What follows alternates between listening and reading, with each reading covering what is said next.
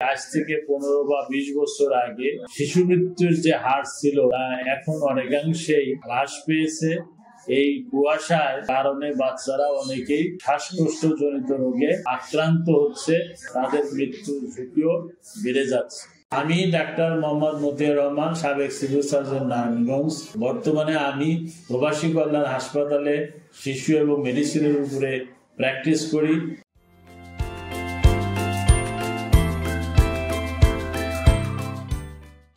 বর্তমান বাংলাদেশে শীতের প্রকোপজনিত কারণে শিশুদের মধ্যে শ্বাসকষ্ট, নিউমোনিয়া এই জাতীয় রোগের প্রকোপ অত্যাধিক বেশি এবং এই শ্বাসকষ্ট, নিউমোনিয়া জনিত কারণের জন্য মূলত দায়ী আমাদের দেশের জলবায়ু। এই আবহাওয়াতে ধূলিকণা এবং বায়ু দূষণ অত্যাধিক। এই বায়ু দূষণ জনিত কারণে আমাদের দেশের শিশুরা অতি সহজেই বুকের সমস্যাজনিত কারণে তারা আক্রান্ত হচ্ছে এবং এই বুকের শ্বাসজনিত আক্রান্তের কারণে বাংলাদেশে শ্বাসযন্ত্রের ক্রিয়ায় আক্রান্ত হয়ে শিশু মৃত্যুর হারও অনেকাংশ বৃদ্ধি পেয়েছে। বর্তমানে বাংলাদেশের বিভিন্ন হাসপাতালে গেলেই সুস্পষ্টভাবে পরিলক্ষিত হয় যে শ্বাসকষ্টজনিত রোগে আক্রান্ত হয়ে বাচ্চাদের উপস্থিতি অত্যাধিক বেশি। এই কারণে এই শীতের দিনে বাচ্চাদেরকে বিশেষ করে যাতে শীতের প্রকোপটা থাকা অবস্থায় বাচ্চাদেরকে গরম কাপড় দিয়ে ঢেকে রাখতে হবে এবং রাত্রে অথবা সকালে যখন ঘন কুয়াশা থাকে কোনো অবস্থাতে বাচ্চাদেরকে বাইরে নেওয়াটা সঙ্গত না।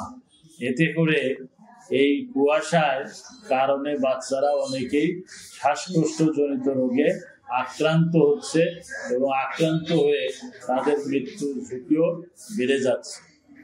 আমাদের দেশে ইতিপূর্বে আজ থেকে 15 বা 20 বছর আগে শিশু মৃত্যুর যে হার ছিল তা এখন অনেকাংশেই হ্রাস পেয়েছে শুধুমাত্র টিকা দেওয়ার কারণে।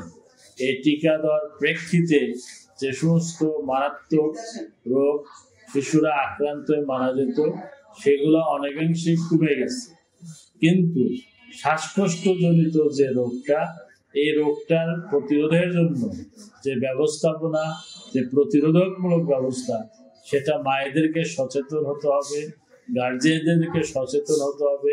তারা যদি স্বাস্থ্য সচেতন হয়ে নির্দিষ্টভাবে বাচ্চাদেরকে লালন পালনে যত্নশীল হয় তাহলে এই শ্বাসকষ্টজনিত রোগের হাত থেকে বাচ্চাদেরকে রক্ষা করা সম্ভব হবে।